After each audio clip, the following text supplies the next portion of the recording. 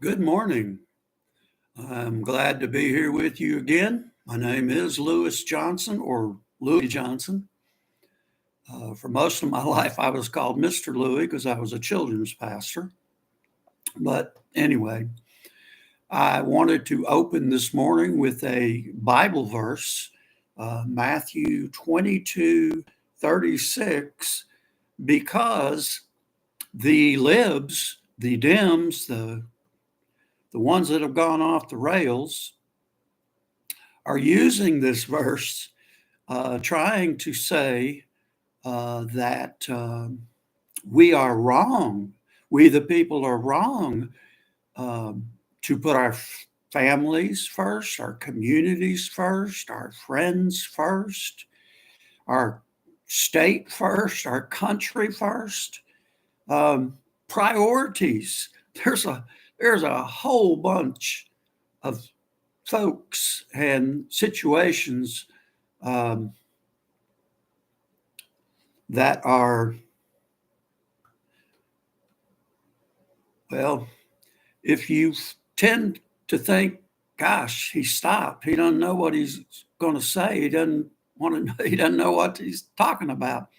Well, if I stop, it's because I really don't know what I'm talking about. Again, this brain thing's happening to me, and nobody seems to be able to help. So, anyway, Matthew 22, and it's in verse 37.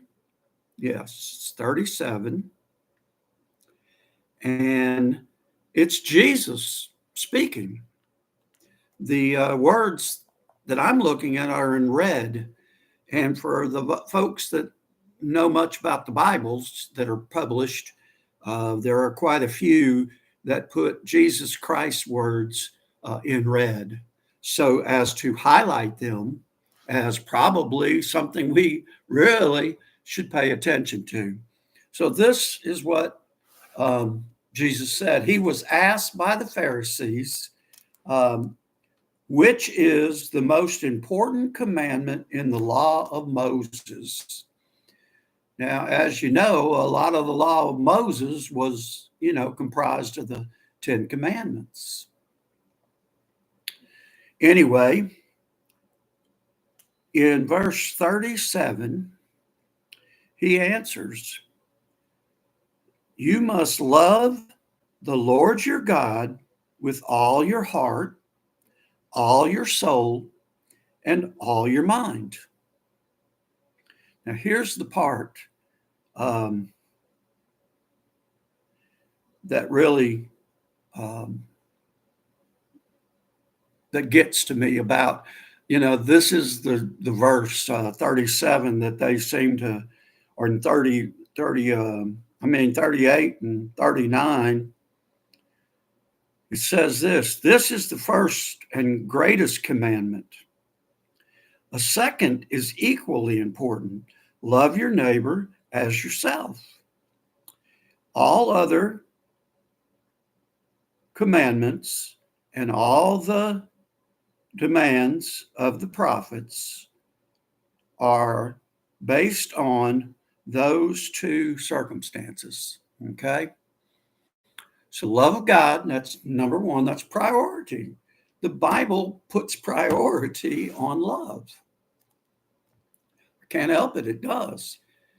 We are to love God with everything we got.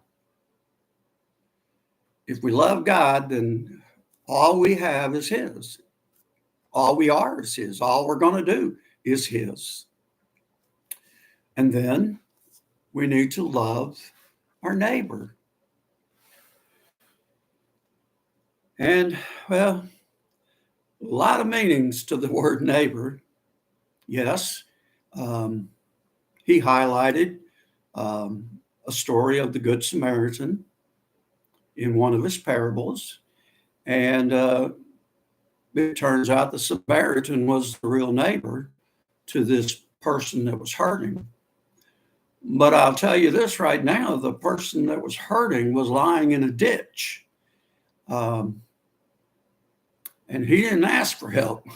he he was out, and this wonderful human being, this Samaritan who was supposed to be despised, um, picked him up and took care of him. And they don't mention that part, although that part may help them a little bit, because Samaritans, they were not considered, Israelites back then. So the problem here is, again, the priority of love. Love is prioritized. Jesus Christ, if they delved into any of the Bible, rather than just take one or two verses out of complete context, they might discover that Jesus actually had a priority of love while he was here on earth. Now, spiritually, of course not. Everyone is equal in God's eyes. Okay? If you're a sinner, you're a sinner. If you're his child, you're his child. We understand that as Bible believers. But the libs will holler, "Oh, you're not loving the Mexicans. You're not loving the Canadians. You're not loving the folks in Africa." And they go on and on and on about how mean we are. We don't love the people in this country. We're kicking them out. They need to get rid of this verse, because this verse isn't working. They apparently don't know much about Bible interpretation. You can't just read one or two verses and say, okay, that's it. I could come up with all kinds of verses that would stump you, and you'd wonder what in the world is going on in the Bible. Why would the Bible do this? Well, if you take the time to learn and read and understand and pray and talk to other people, you find out. But Jesus, in several places, it says he was talking to a crowd, and then he took his disciples, his apostles, away and ministered to them, taught them, talked with them, probably made sure they ate. But you see, those were priority to him. They were family. When he was dying on the cross, what did he do?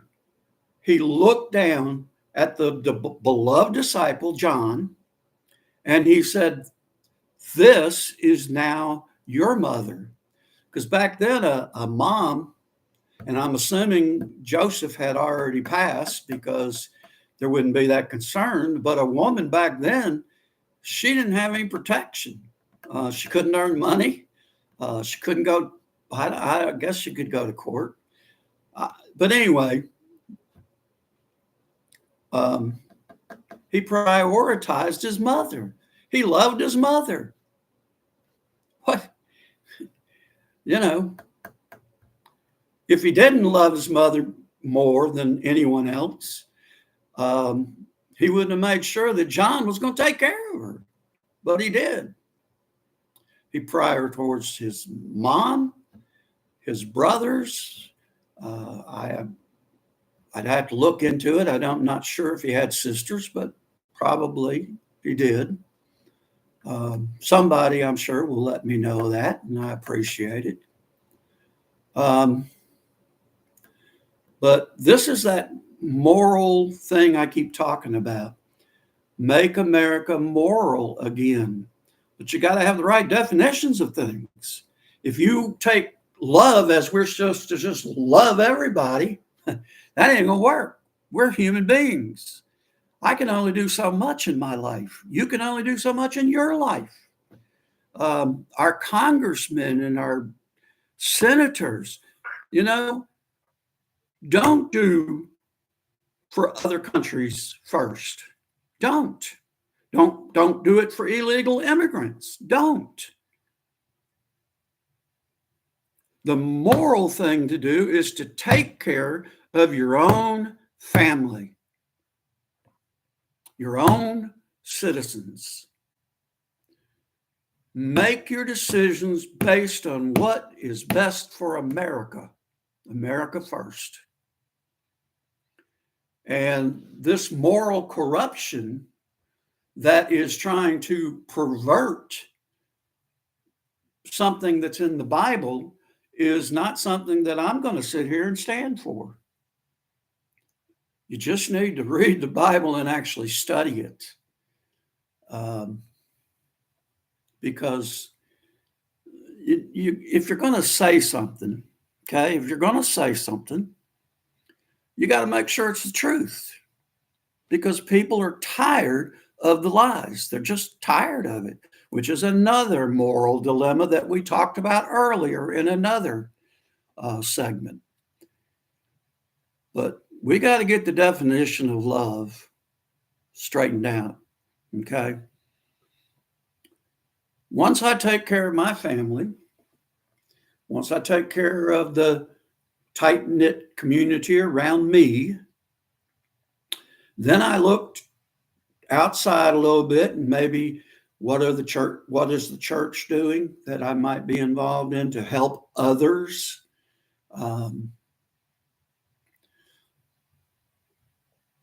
I go down to downtown Memphis and pass out food or water or blankets or sure, I'm supposed to love these people, but after I've loved and made sure my family's okay.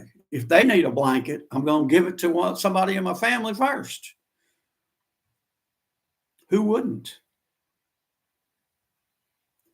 So don't fall into this narrative that if you're a Christian, if you're a Bible believing person, that you should be putting other countries first, because it's just not true. I also would like to ask you to please like this video. It's just a one little click, like, comment. I'm not getting any feedback. I'm getting people looking. Maybe they're looking. Maybe they're watching the whole thing. Maybe they're not. I don't know. I just know that there's so many people that have clicked on the video. Please, feedback. And share. I need you to share these things. By myself, it ain't going to get done. I've got now 2 people on Truth Social that have spoken up and are willing to post and share and comment on things. They're joining this movement. So now I've gone from 1 to 3. I'd like to go to more, because the more we have, the louder our voice will get. And one way to do that is to share. Okay? So let's make America great again in the best way possible. Let's not limit it by allowing immoral, sinful, wrong actions and words, insults, threats. The left, guys, is pretty much gone. Until they begin to align towards the center, they're not coming back. I'm sorry. I just don't believe they will. There's just not enough people who's going to put up with it anymore. We've seen the truth. We're watching the truth unfold in front of our eyes. So please, like it, comment, and share. Okay? Thank you. Have a great rest of your day.